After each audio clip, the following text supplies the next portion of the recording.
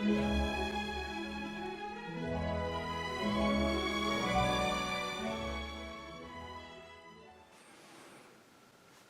guys, that's you. It's me, Captain Foley. That's me from Trekyards. Here again for another Eaglemoss review. Today we're looking at one that has blown me out of the water. I was really impressed when I saw this one. I think this is one of Eaglemoss's best offerings so far in the line of Star Trek ships, especially their XLs. And we're going to talk about that today. And that is the Vulcan Long Range Shuttle, which is essentially just a warp sled. The fact that they call it a Vulcan Long Range Shuttle kind of bothers me a little bit because people just assume it's a Vulcan ship. It's not. They're actually a warp sled that's standard for the Federation, that attaches to a standard shuttle. But anyway, this is the Vulcan Long Range Warp Sled, or I would call it warp sled, but it's shuttle anyway. So yeah, this is the box. Again, the Eaglemoss did a fantastic job with the box. Nice display piece on its own. As I've always said, if you don't have room to display the model, or even if you do, you can still display the boxes up on a high shelf or whatever and still see the ship in all its glory. It's also on the side there as well, a different view of it, so you can stack them or whatever. So I really love their boxes for the XLs.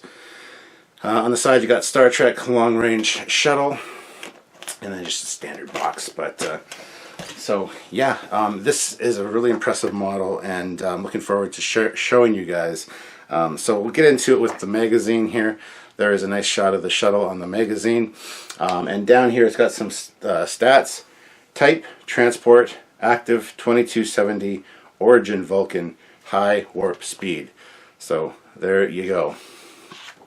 Open it up, you got the standard little bit showing how to put it on the stand. And this one's actually odd. If you look right there, it does show that it goes on the stand backwards, essentially. The slots go into the front of the warp sled to give it the proper balance. Otherwise, it's too front heavy. So it's worth checking that when you don't know how to do it. Just saying. Over here we got a picture of the shuttle from the front. Again, a great shot of this ship. This is an awesome addition to Star Trek, the universe of Star Trek, and Andrew Probert did a great job designing this. It was fun to see this in the motion pictures. So down here we got some more specs. Type, transport, active 2270, origin Vulcan, passenger Spock.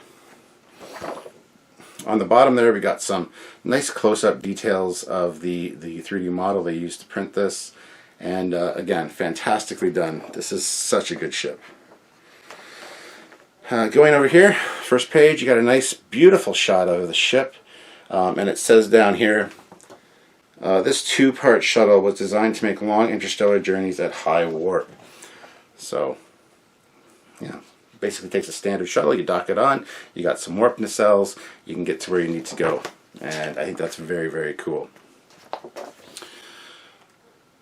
Next page is Orthos. Again, really fantastically well done. This looks really good. This is such a neat design, I have to say. This is one that's always impressed me. My brother Steve had this model from AMT when I was growing up, and it was always really cool. The shuttle actually separated from the warp sled part. That doesn't happen on the Eaglemoss one, unfortunately. But that being said, there is just the standard shuttle. And you might be saying this isn't a standard shuttle. It is. It's just another shuttle in the world of Star Trek. If you get the 350 scale Polar Lights refit Enterprise, you actually get like 2 of these, and then the standard travel pods as well. This is more of a new version of a shuttle for the motion picture era. So there it is there. Great orthos. Really nice detail on this thing. And definitely very cool design. Going to the next page, this is designing the Vulcan warp sled. And it says here, for Star Trek the Motion Picture, Gene Roddenberry wanted Spock to arrive in a shuttle that could catch up with the USS Enterprise. So the warp sled was designed. I like calling it the warp sled. Here we got some great concept art from Andrew Probert. Quite a few different ones here, as I'll show you on screen. And it says, Probert's first thought was that the shuttle would have massive engines that would enable it to travel at high warp. So there's a couple of designs here that actually look kind of Romulan in their design, but then they moved down to something like this. The warp nacelles were getting in the way of the docking ring, so Probert swept them forward.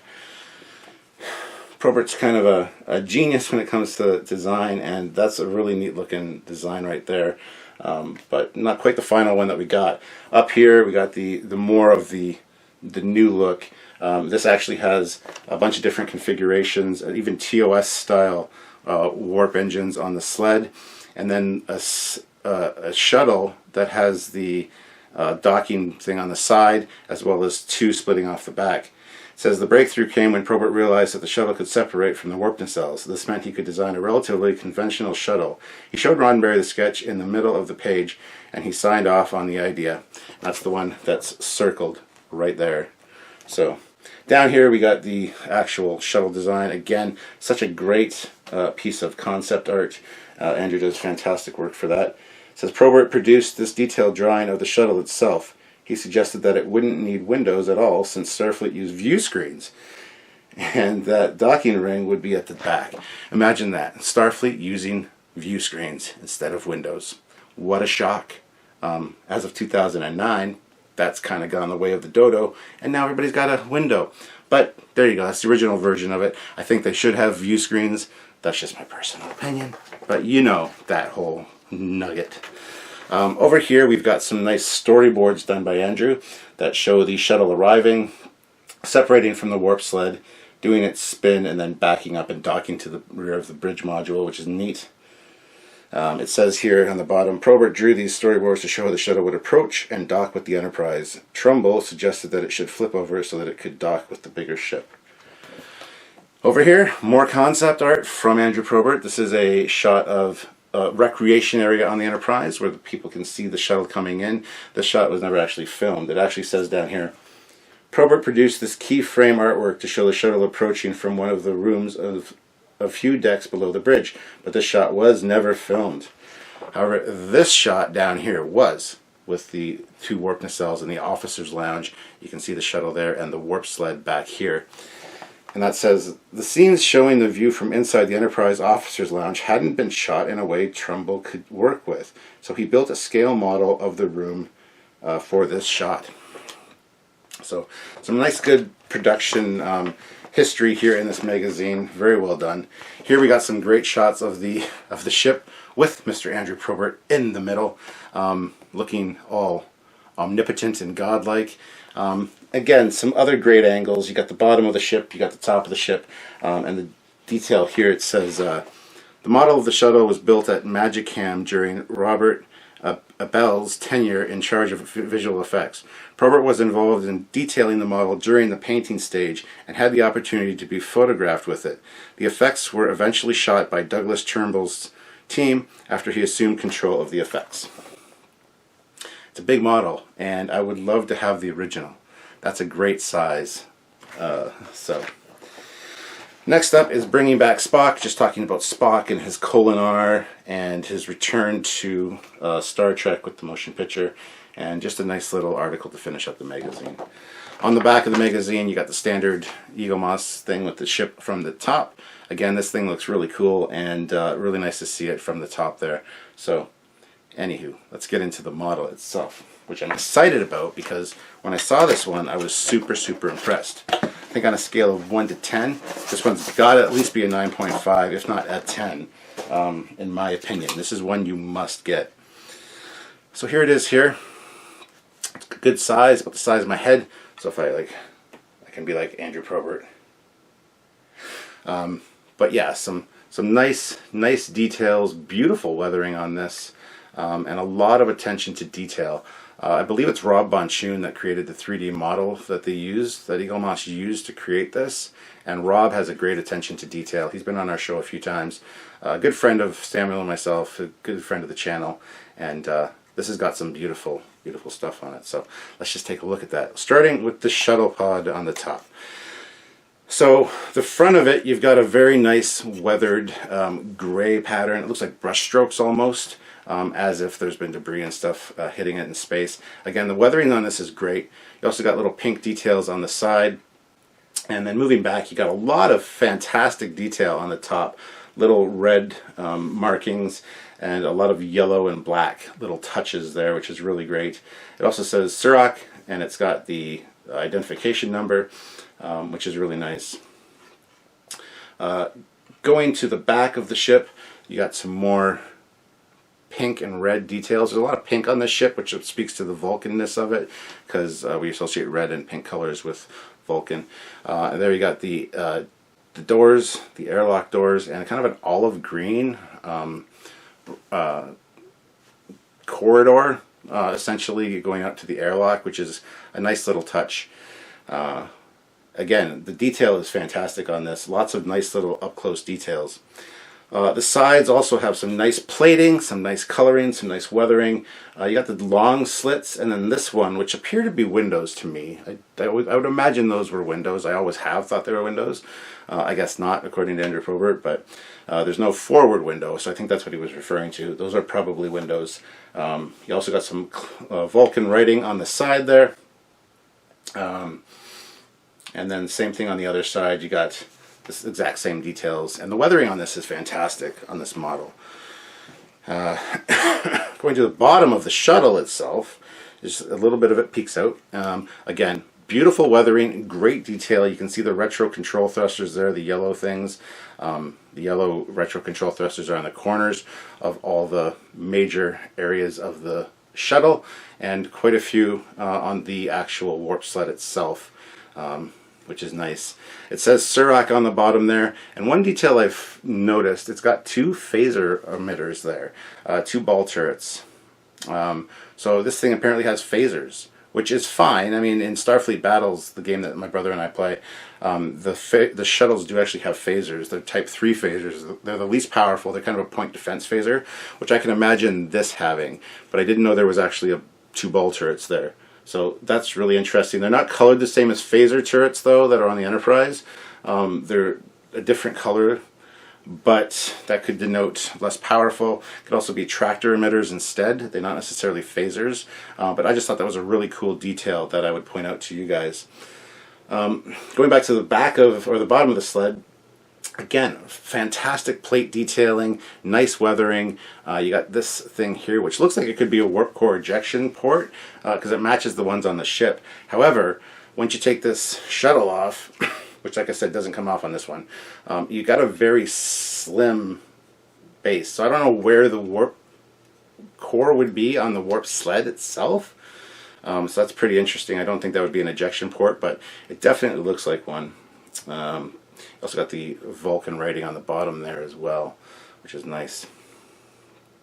Going back to the top for a second, on each side you've got some nice details. You've got Surak written there with the identification number, and on the other side you got the Vulcan text. And then some nice little details, black and red details, plating. Again, the weathering and plating on this thing is gorgeous. This thing is really nice looking. Going to the side, again, you got the Vulcan writing, and then underneath Surak and the identification number, and again, some nice greebly work, some nice details, lots of really great attention to detail on this model, and I just love this thing. This is like going on display somewhere. This is not going back in the box, I don't think. I'm going to find a place to display this because it's just so beautiful. This is a really good one. I really recommend this one, guys. The side of the warp nacelles themselves, again, lots of fantastic detail. You've got some streaking here, which is like grease or something that's been this is classic weathering technique for modelers, but you can see the streaking there, which looks fantastic. Up front you've got some nice little grills, like chiller grills almost, on there, and like I said, retro control thrusters on the tips of the nacelles there for maneuverability, which is cool. On the inside of the nacelle, you got the black, like flat black chiller grill look that's very similar to the refit Enterprise, and definitely nice. It actually has a kind of a brown appearance, a dark brown appearance in person. I don't think that'll show on the pictures here that I'm showing you, but it definitely looks really cool. Going to the bottom of the nacelles, you've got these red or pink red blocks. There's this one and then a smaller one here, which look like they could be landing pads. I can imagine this thing actually landing on the surface with those, and there's again a lot of weathering, streaking details off of them. Looks really, really nice, really cool. You also got the little vents at the front there, the gray venting, and then more retro control thrusters. Just such attention to detail on this thing, it's amazing. The back of the nacelles, same deal. You got this kind of a gold. It's gold. You can kind of see it in there, but the still image, it probably looks more yellow. But when you move it around, it's got a gold shininess to it, which is really nice. And again, not something I necessarily knew was the color for back there, but that looks really, really neat. So anyway, guys, that is the Vulcan long-range shuttle, or warp sled, as I like to call it. And again, it's such a neat design. It's got such dimensionality, such cool shapes. The angles in this thing just look really fantastic. This is really nice. And this is a fantastic model. This is a great representation of this ship. So Eaglemoss hit it out of the park with this one. And usually there's something wrong with an Eaglemoss ship that it comes broken or whatever. That's not really their fault. But misaligned windows, or some kind of paint detail that's missing. This, I can't see anything to complain about. Not a thing. Not one thing that I can complain about, except the fact that this doesn't come off. This should be removable. Even if it was magnetized, would be really cool. But unfortunately, it's not. So that's the one little complaint that I will say about this one that I wish it had. But again, we know that from Eaglemoss models. They don't articulate anything. They don't have moving parts, which make the production a whole lot more expensive and just take up more of your valuable money buying them. I'm sure a lot of them we would like to have, like a bird of prey with movable wings, a Voyager with articulating nacelles. This with a removable shuttle would be great as well. But to each their own, and if they can, I'm sure they will. I'm sure they're looking for new ideas and stuff to do. So suggest it to them if you're able to. I certainly will. And let's see if we can get some other cool stuff. But anyway, guys, it's time now to take this and check it out on the turntable. We're gonna go take it on the stand over there. So let's get to our ship at warp speed. I just love playing with these. It's so fun. All right, let's go on over to the turntable. And yeah, guys, I just want to show you, I pointed this out earlier, but the stand, I mean, normally you would think with Eaglemoss, you'd slot it on like that. And yeah, it kind of fits. It droops down a little bit, but it is quite loose, and it will fall out if you do that. The instructions for the stand actually do tell you to slide it in like so, forward like that. So it actually sits nice and even. It doesn't point up, doesn't have the weird angles that I don't like. So that's really good. I'm glad that they kind of went with that. It looks kind of odd though, to be honest. You know how I feel about Eaglemoss stands being clear plastic like that. They do kind of hide a lot of the ship. This one's not so bad, but it just seems odd. You feel like you're putting it on backwards, but you're really not. So there you go. Yeah. Alright, so here she is on the stand, and this thing is a thing of beauty. As you can see, there's lots of fantastic details and just some real nice attention to everything on this. They really did a great job. To everyone involved with this model, I will say thank you. This is absolutely stellar. Let's see if I can fit that on there a bit better. There we go. So you can see some of the gold look there, and again, just some really great details. I know I've said that a lot during this review, a lot of attention to detail, but it's definitely a true statement. It looks simply beautiful. Now, as we always do, let's talk about placement. If you put it on a lower shelf, this thing looks fantastic. Like I said, there's so much great detail on the top there that putting it on a lower shelf, like a coffee table or something, you really get a nice look at it, and that's definitely appreciated. If you go straight on, like an eye-level shelf, yeah, it still has a lot of really great looks. It's a little bit flat as far as ships go from the front and the back, but side views, even the front and the back are great, but there's definitely, and it's not always like eye level, it'll be like that or like that. So you get some dimensionality there as well, which is really, really, really neat. And then on an upper shelf, same thing. That's actually a really cool shot. This thing just looks magnificent from a number of different angles, and it's definitely a showpiece. So if you can display this one, do it. This thing is amazing in my opinion. Eaglemoss has really done a good job, and I know they make a lot of great ships, but this one has got to be my favorite so far, I think, of all the XLs. That being said, I mean, I haven't seen them all, and I have seen some other ones that I've really liked too, so they are doing a bang-up job.